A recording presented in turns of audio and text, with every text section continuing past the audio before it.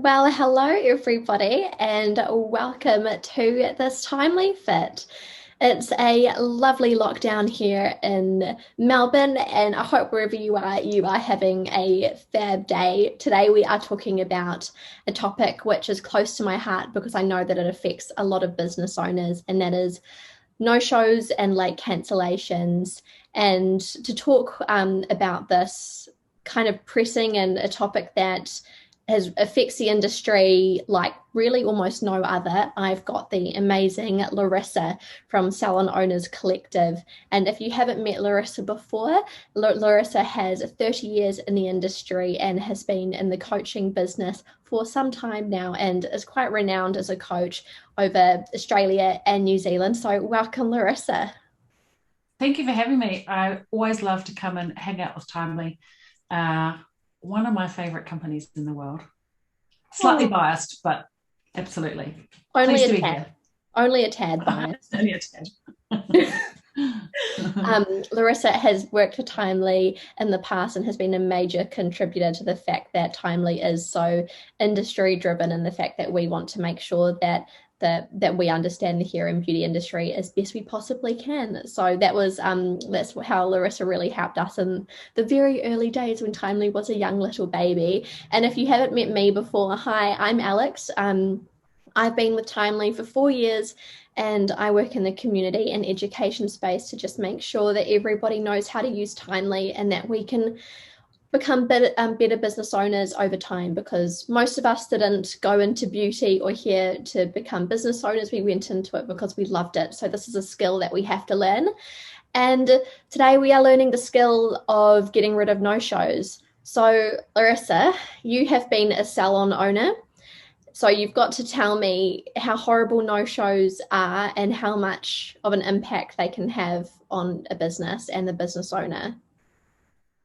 Well, especially if you're a driven business and you've got goals to achieve, it affects all levels, I guess, first and foremost, the business, missing out on the income.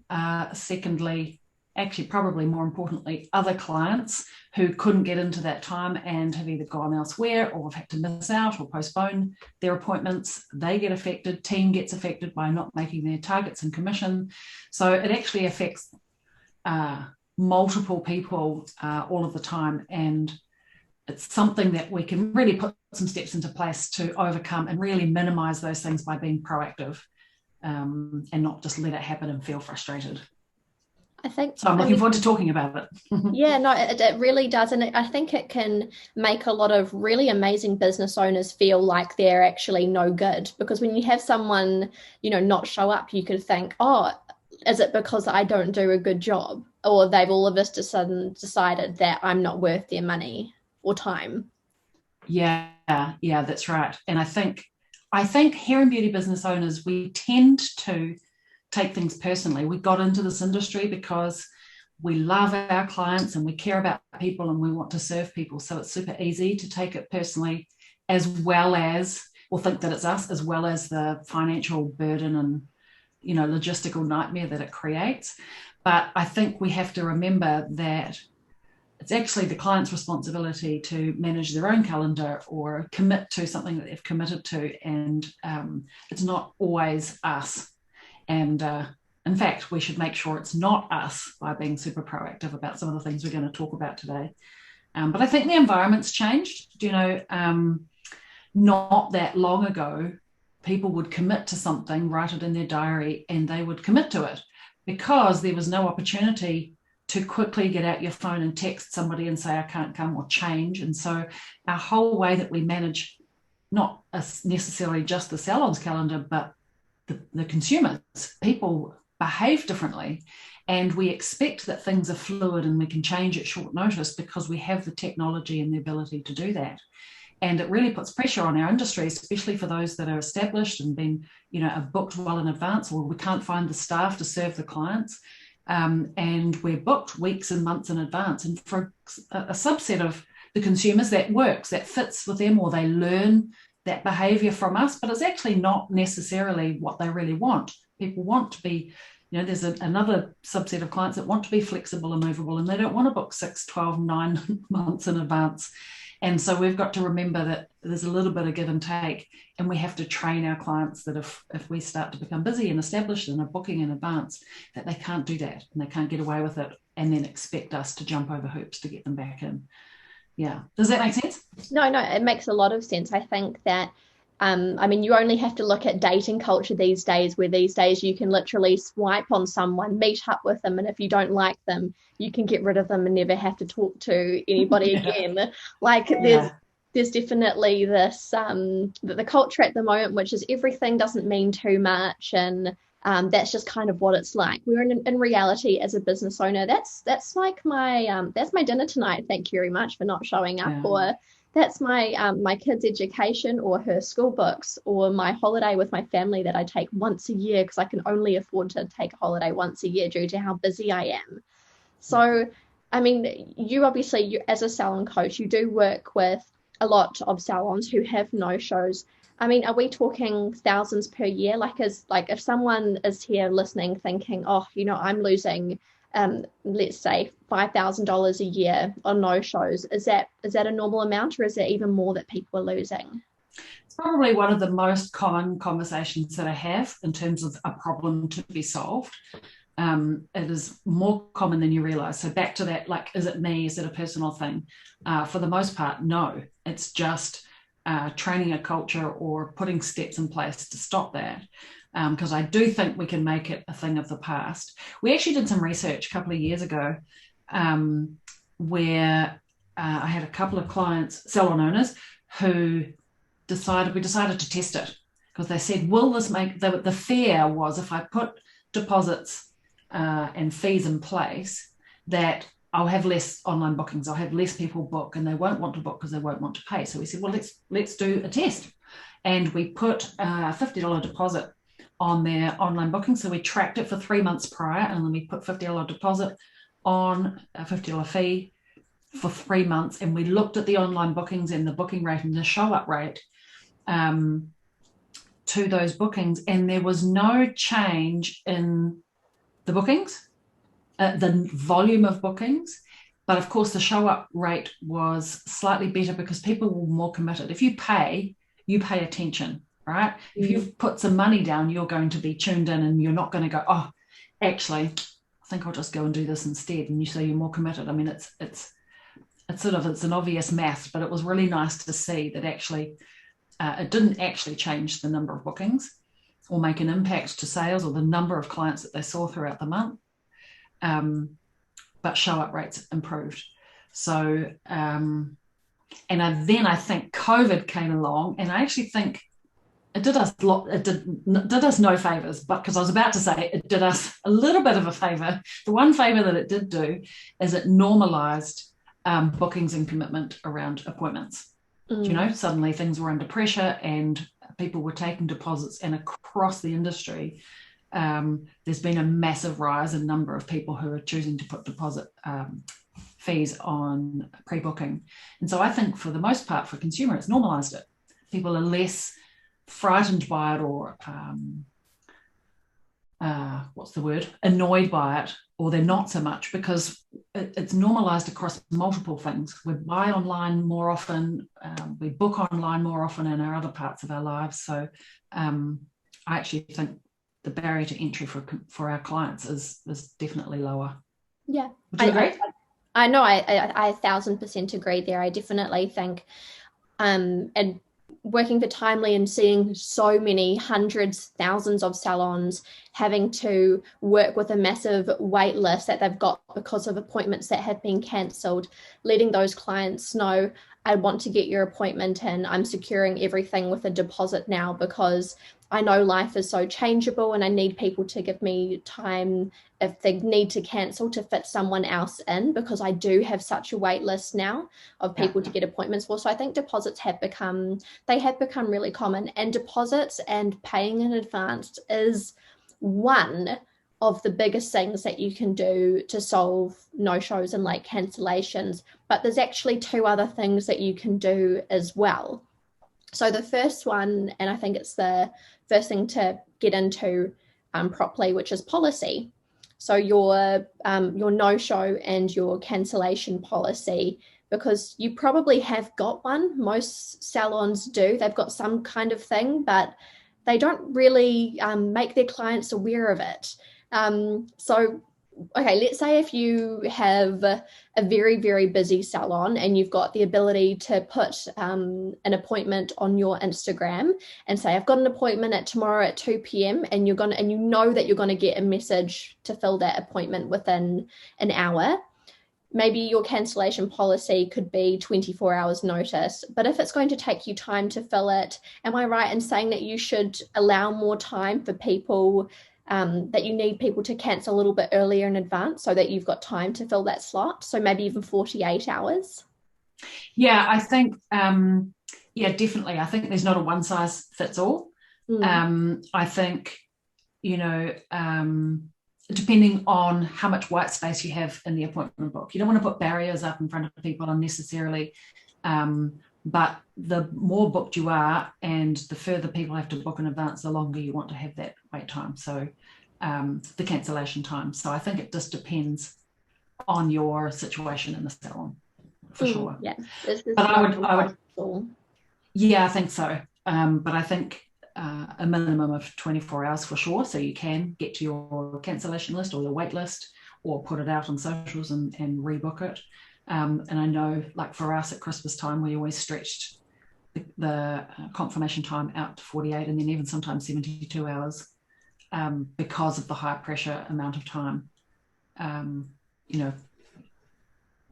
At Christmas time, we would have a longer lead time for sure. Yeah. And this cancellation policy isn't a thing that you want hidden away somewhere in a post on Facebook in 2017 that never shows up again, or somewhere hidden in your website.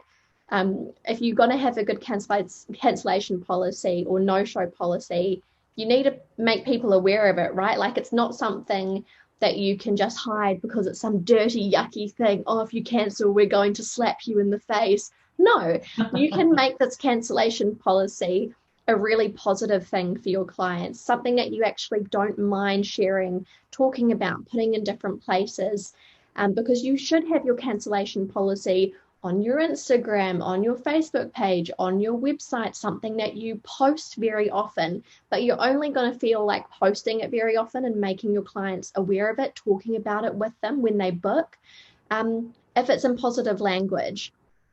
And we've talked about positive language when it comes to a cancellation policy before. So talk me through positive language here, and how can I make it something that I want to talk about rather than something that is like some, telling off a little, being told off by a teacher. Tell me how to post this. I think it's one of my bugbears, and I know that it's totally frustrating for us as a business owner when we have clients that cancel and last minute or no show, and it really leaves us in a bind. But what we want to be careful of is taking that frustration out and taking it out on the world, or taking it out on all potential possible clients, and alienating the people that behave really well. Because probably, if we think about it, we can name on our hand the 5 people who no-showed or regularly are late and just like badly behaved, the 5 Karens. Yeah, the Karens and the Becky. So, I don't know about Becky's. I don't know about Karen's. Becky was prior to Karen. Oh, I see. All right. Yeah. I'm a bit slow off that one. But if you really think about it, you can kind of name who are the people. Like, you can see them in your mind when you think about how frustrated you are at the clients. You have regular people that misbehave, right? And I think we have to take that frustration and leave it to use it to drive us to do better, and there's a duty of care to inform our clients what our policies are, but we don't want to go out and be frustrated. Like, I really have seen some posts, some social communication from businesses really complaining at their clients about how badly they behaved they are, and how it's, we don't get to eat tonight, and poor us. And I think it's actually poor form. I reckon we can do better as an industry and better as a business, and actually turn it into a positive, and find the positive of why we have great policies and procedures, because it protects everybody. Like, when so we can be flexible for you, and so we can secure the time that's to the we always must talk about the benefit to the clients, so we can protect you, so we can make times available to you, so we can accommodate you. We've put these things into place, and so we can serve you best is the thing. So we can serve you best. When you pay a deposit, that means we can care for you, in the best way. And I think that's the tone that we need to come across. And then we can share that information as a duty of care and caring for people, rather than actually telling people, like you said, telling them off like young children, because we don't want to tell our customers off. That puts them off us, So, there's a fine line between sort of recognizing that, can I say this, shit happens sometimes, and sometimes clients will be late, or they'll no-show, or there's kind of life happens, mistakes, and then it's like, okay, there's a couple of repeat offenders, we'll deal with them separately and specifically, and not with everybody. Yeah, absolutely. And I think that's just a really good point, everyone. Like, if you feel like you're about to have a wine, like a drink of wine, and then have a wine on social media and say, I'm over everyone doing this to me, it means that I can't, buy the things that I want to buy. Your clients will think, oh, I've got to see Shirley and get my hair done, and it helps her out. Like, they come to you to be pampered and treated and get their hair done. They don't want to, that experience gets often like jaded a little bit if they feel like they're doing it to kind of help you out, because in the end of the day, you're providing a luxurious service for them. So we want it to feel like a luxury. So using that really positive language by saying, we've got a wait list, and the cool thing about our wait list, and the reason why we do have a cancellation policy, which is relatively early, is because we are so booked up. And it means that if someone does cancel, occasionally you are actually able to get a magic slot. So it's really cool when we are able to do this, but it's only because we have cancellations in advance, so that we can have a working wait list for things like this that happen. So you can make it positive. You can. I actually prefer to have a confirmation policy than a cancellation policy. Like, let's focus on the confirmation and keeping your appointment, and always having a wait list. And when, last minute appointments come available, then you have access to them. So people, I just think it's nicer to have a confirmation policy than a cancellation policy. Yeah, absolutely. And part of that policy, like you said just before, if people are, you need to have something on there saying, for example, if you do show up 15 minutes late to your appointment, we may have to either make adjustments to your appointment, or we may not be able to serve you depending on what your appointment was. Like, for example, if someone shows up 15 minutes late to an appointment that takes 20 minutes, you're probably not going to be able to do it in 5. But if someone shows up 15 minutes to a 2-hour appointment, there may be adjustments that you can make to the appointment. So be clear on that with your clients as well. And when it comes to this policy, if I'm saying I need 48 hours cancellation policy, how long before that should I send the text? So I've got reminders that I can send out. I can send them out, 24 hours before an appointment, 48 hours, 78 hours, or 70, whatever it is. I'm dyslexic. Don't make me do math. When should I send this reminder text? Because reminder texts are key, right? You need to remind your clients to show up, or they'll forget. They will forget. Yeah, I think a mix of email and SMS is perfect. If you can do that, and more than one reminder, because people don't necessarily take action at that very moment. If you're going to do it on the actual confirmation time, if it's 48 hours, if your policy is 48 hours and you send it at 48 hours, you kind of need to let them know, please confirm right now, because otherwise in 2 hours time, they've passed they've passed that timeline. So you want to be super clear about that. And also depending on how long they've booked in advance, because if they're booking 6 and 8 and 12 weeks in advance, you do really want to remind them earlier, a couple of days before, 3 days before. That's 72 hours, and then one right on the cancellation time. But make sure that you've got the action that you want them to take. Spell it out what you want them to do. Reply yes, reply no, or call, or whatever it is that you want them to do, and make it easy. I always like the saying, make it easy to do business with you. Like, don't, you don't want to make them work hard and go and search for your phone number. You just want them to be able to reply, one click, one action responses, I think, are really important, because people are checking their messages when they're on the bus, when they're waiting for the kids in the playground, and there's the biggest barrier to taking action right at this moment is actually disruption, is interruption, do you know? So you want people to be able to take action immediately. Yeah, absolutely. They need to be able to, so sending it 24 hours maybe before that cancellation time would be really handy. And another cool thing, so the whole reason why we're kind of building this up to talk about, you know, your policy and your reminders is because we are now building on to talking about that booking fee. Now, like we kind of spoke about earlier, having skin in the game really helps people show up, just because they've already spent money with you, so they probably should show up if they don't want to lose $50 or 50% of their booking, whatever it may be. But this is something that people get scared about, because people think, and like you said before, people think that it's going to reduce their bookings, but it's not. You've already done the studies here, and it's not one shoe fits all. And this is why Timely has loads of different things that you can do with deposits. So you can do things around percentages, you can do things around amounts, like a dollar amount, like $50. You can even save their card on file and only charge them if they don't show up.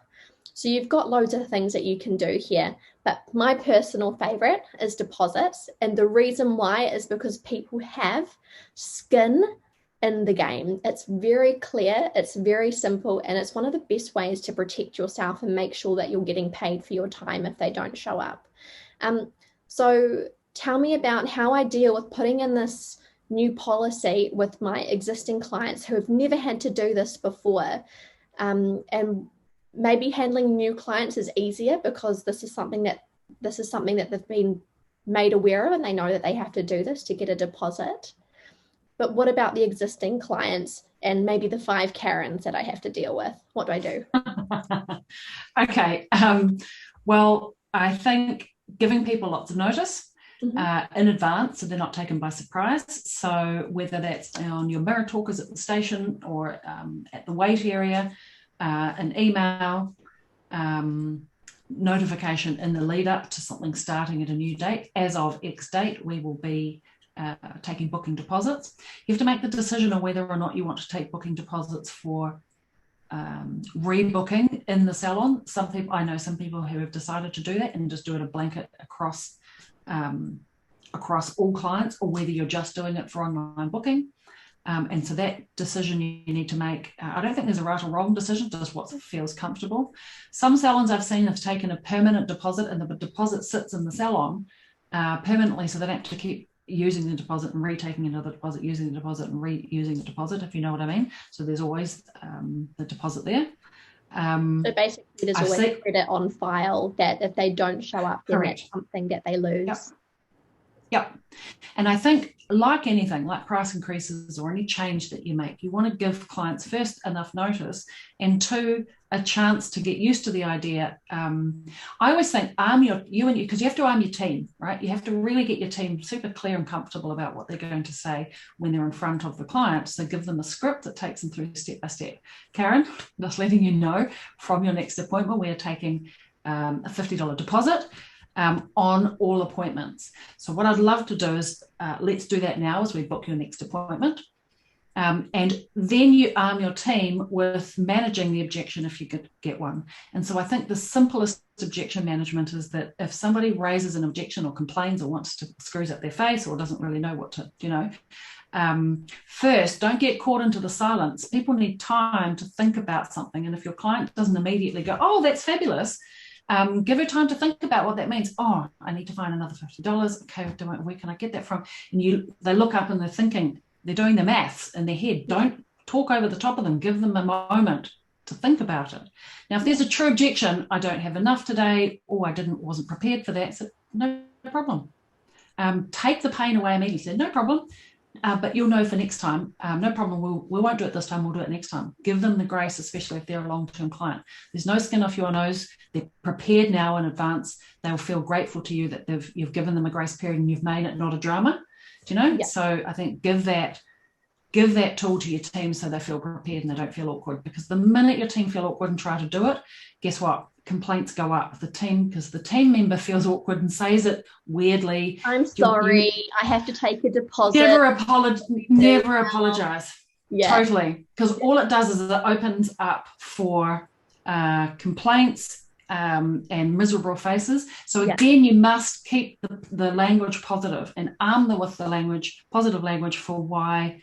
Because they'll ask, and why are you doing that? Well, we want to ensure that we always have available appointments, and that if you need a last minute appointment, that we can make those available to you. It's best for everybody. So add one more thing into that.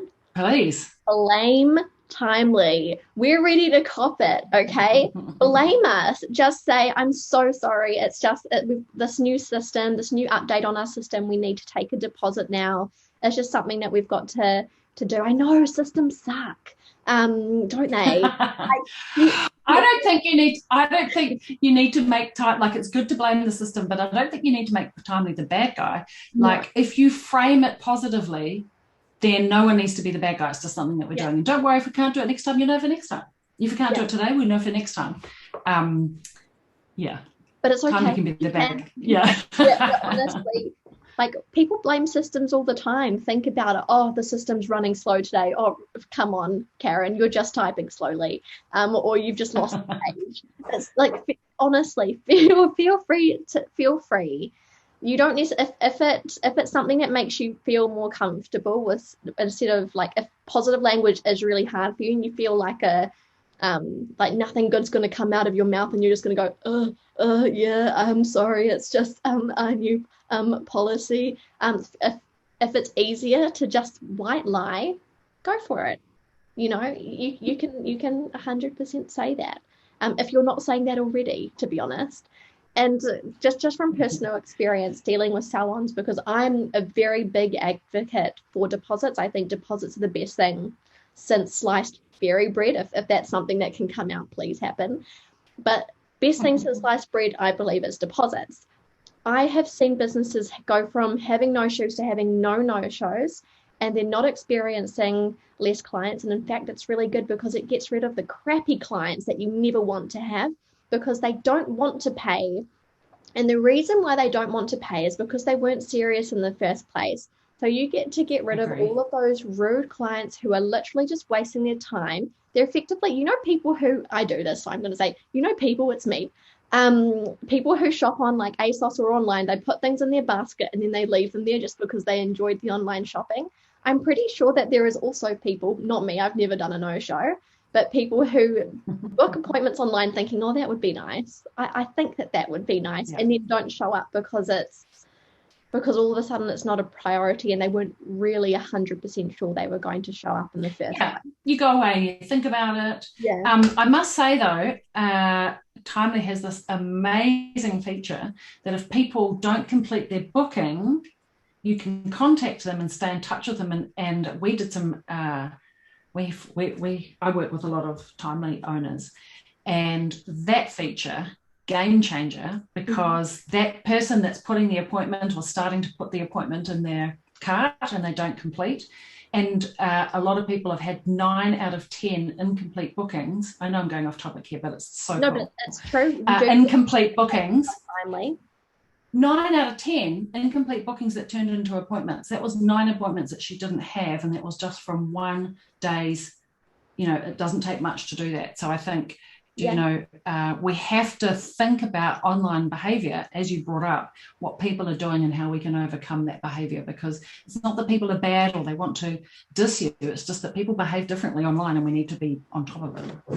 Yeah, and I mean, you're 100% right. It is a really handy thing that Timely will tell you. You will, if you put deposits or full payment online, you will get more people who kind of leave the page, because some of them will be like, I don't have my credit card right now, or yeah. I'll the reason is. Yeah. you get these emails so that you can have a call list of, say, and it's basically like, when you're on an online shop and your cart goes, your card is about to expire in 8 minutes. Would you like to buy it now? And you go, oh yes, I need to. This is what you can do. You can give them a call saying, hey, I just got a notification that your booking didn't go through. Do you want me to put it through right now? And then something I've learned from Larissa is you can give them the red carpet service, which is just talking them through it through the phone. Oh, yeah, just I can take your card details right now and put it through my FPOS. If you've got one of those that does that, you can send them a booking link through Timely, so you can send them the invoice through a text, and just stay online with them while they pay it online on their phone. So there's so many different ways that you can call these clients and get that payment online, or just get them to do it online and be with them on the phone while you step them through online booking. I think where the red carpet booking came from and payment came from is, when I first sold my salon, I went into technology and subsequently worked with Timely, and I was very all about the tech because I'm a bit of a tech geek, and for a hairdresser that is. And I got very much into clicks and links and how do we make people click more, and how can we shorten conversions and all of those types of things. But I actually think time has changed. The era has changed, and COVID kind of sped that up. And also that technology is not so new now. We don't have so many people that don't know how to work it, and it's much easier for people to use. And so I think that we've almost gone the other way, whereas people actually want to connect with people and really appreciate less clicks and more conversation and connection points with real humans. And so born was the red carpet booking and red carpet payments. Whereas once upon a time, we would have just sent people out a link and said, click on the link, and cross our fingers and hope that they clicked and made the booking or made the payment, and we left them to it. But we actually know that conversion rates go down when we do that, because people get distracted. I don't have my credit card with me right now, or they're doing it while they're on the loo, or the child comes after school and they're halfway through and they don't complete. And so the red carpet booking is like, I'm here with you, I'm going to step you through, and I'm here to serve you and help you in this red carpet manner. It's not that and it flips it from being an awkward ask, can I get your credit card, to actually, I'm going to serve you and I'm going to help you, and we'll do it together right now because it's going to be easier for you, faster for you, and you don't have to click around and try and figure out what to do. I'll do it for you and with you. And it's a much nicer approach. And it's a much easier way to teach your team to say, we're doing red carpet bookings and payments. Let's step people through, so they don't have to come back to it later or forget about it or click on the things and work it out for themselves. It's been a game changer. Yeah. No, when you do start to get these emails come in, take Larissa's advice here and start calling them and say, hey, your booking didn't go through. I can help do that for you right now. I know that it can be a bit of a techy process, so we can go through it over the phone if you'd like your appointment, and then take their card details, because it can be lovely and that simple, and it's quite a common and normal thing to do if you're buying, tickets and calling or anything like that. People are used to doing that, so. It's not jarring for them. It may be a change for you, but it's not anything different from what they're used to doing. I think we've really covered this now. We've gone through policy, which if you don't have, write one up, make sure it's good. We've gone through reminders, making sure you're using them. You've got email, you've got SMS reminders that you can send out, and booking fees. And there's so many different ways you can do this. Deposits by percentage, or by full payment, or by doing an amount like $50, or doing a payment afterwards if they don't show up. So just charging their card by keeping their card on file with Timely Pay. So that's also an option. Now, Larissa at Salon Owners Collective actually has a resource, particularly for no-shows and getting rid of them. So if this is something that you're more interested in, and working with Larissa is something that you're very convinced now, which I would be after being in the industry for 30 years and basically being a boss lady, I would be totally convinced, actually, I need some help here. Where do we go to get this resource from you? I'll do a quick show, and then I will just share it in this live post, shall I? And you can click on it, and I'll just... Yeah, so I've taken you through all the steps, what the policy should be, how to set it up, positive language, all of the things that you need to know. And put that together. This is something that comes out of inside of my program. So I was like, well, we're talking about it today. I'll give you guys a copy. So is that what I should do? I'll go and post it in the comments. And if you want a copy, I'll give you the link. You can click on it and I'll send it straight to you. And then you can work through it step by step and make sure you don't miss a beat. Awesome, because it is something that I know a lot of people feel nervous about. So I hope today and over the last about 35 minutes, we've taken you through this. You're feeling like it's something that you can do now. You know what steps that you need to put in place. You've also got the Salon Owners Collective and this amazing resource that Larissa is going to send to you as well. So thank you all so much for joining us, and thank you, Larissa.